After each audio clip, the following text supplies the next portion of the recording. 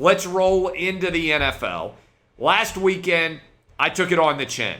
I went 1-5 on my NFL picks. It's the first weekend of losers we've had in the NFL picks.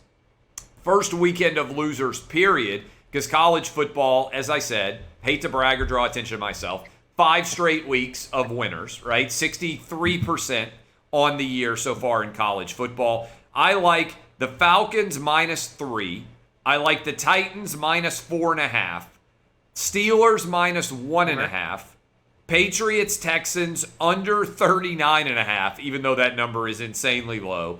Bills +3 at the Chiefs, and the Colts +7 at the Ravens. Those are my 6 picks. In addition, I like the Rams -2.5 tonight. That's the Outkick six-pack, Furman. Anything jump out to you about those games?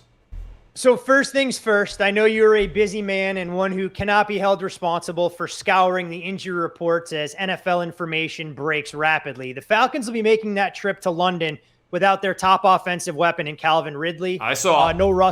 No Russell Gage either. So I'd be a little bit apprehensive about laying a field goal there. I think the Jets offense can build on some of the success they had last weekend against your beloved Titans.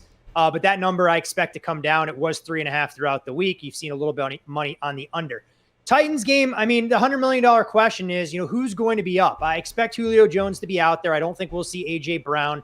This number, look ahead wise, would have been Titans more than a touchdown favorite. So you are buying Titans stock at the bottom of the market.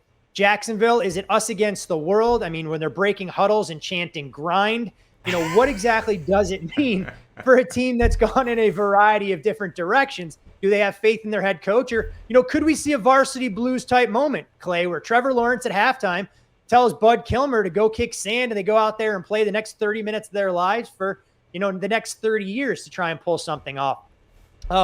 With some of those other games, though, you mentioned that total in the Patriots-Texans. I actually agree with you there. New England could be down a couple of cogs on their offensive line, which will make things difficult. And Davis Mills, I don't think scares a Bill Belichick defense. We know how he torments rookies. Could very easily see that game being 20-10 or something close to it.